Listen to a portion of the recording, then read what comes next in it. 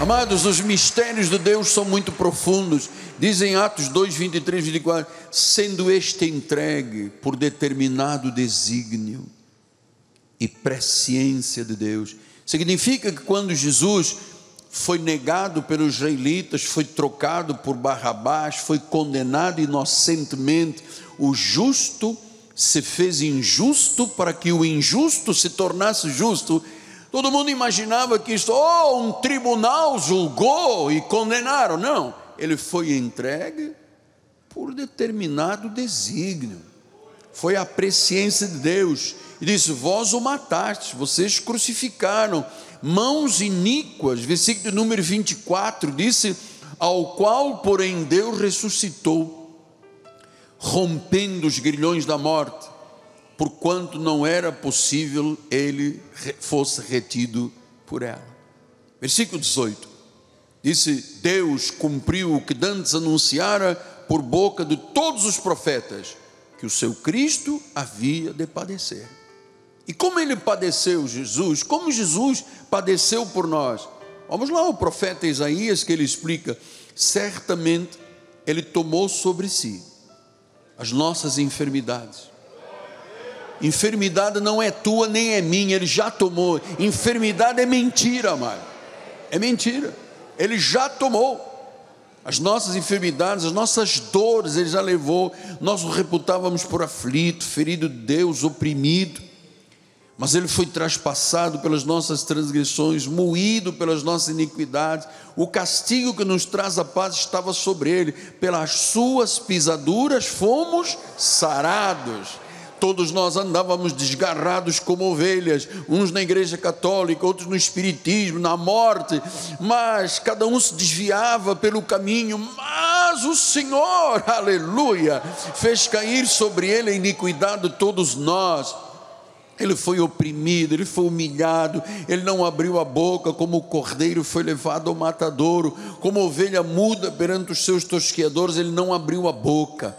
Por juízo opressor foi arrebatado, da sua linhagem quem dela cogitou? Porquanto foi cortado da terra dos viventes, por causa das transgressões do meu povo, ele foi ferido. Versículo número 9, temos aí 8, 10.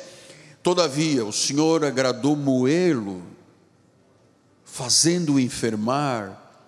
Quando der ele a sua alma como oferta pelo pecado, verá a sua posteridade e prolongará os seus dias, e a vontade do Senhor prosperará em suas mãos.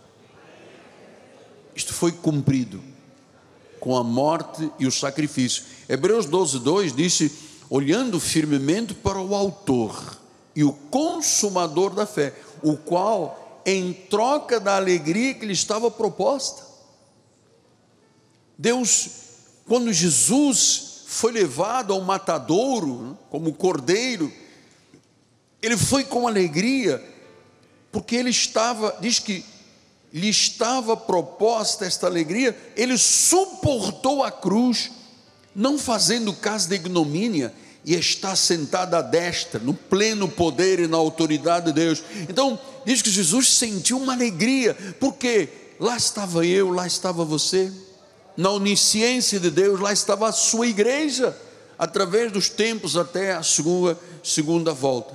Então Deus cumpriu o que foi anunciado pela boca dos profetas, que Cristo haveria de padecer. Então Jesus primeiro sofreu, para depois reinar, e estes eram os planos de Deus. Então Pedro, quando está fazendo esse discurso, ele diz em Atos 3,19: arrependei-vos, convertei-vos, para serem cancelados os vossos pecados. Quando eu comecei a estudar isto aqui, primeiro sobre a exaltação e depois sobre o domínio de Deus, eu fui muito tocado, mais uma vez, com esta proposta que Pedro traz ao povo, dando-lhe uma segunda chance. Ele diz: arrependei-vos. E você sabe que arrependimento não é apenas nós chorarmos porque praticamos algum mal, algum erro, pecamos por alguma coisa. Arrependimento, do original, quer dizer que nós estávamos indo em direção oposta à vontade de Deus, E que quando nos arrependemos, nós vamos em direção certa, do caminho certo de Deus. Arrependimento quer dizer, então, saída do caminho oposto para o caminho de Deus, mudança de mente, mudança de coração, mudança de vontade. E ele diz: quando você muda a sua rota de vida, quando você muda a sua mente, o seu coração, a sua vontade, significa que você é um convertido e os teus pecados são cancelados. Não é isto maravilhoso? Maravilhoso.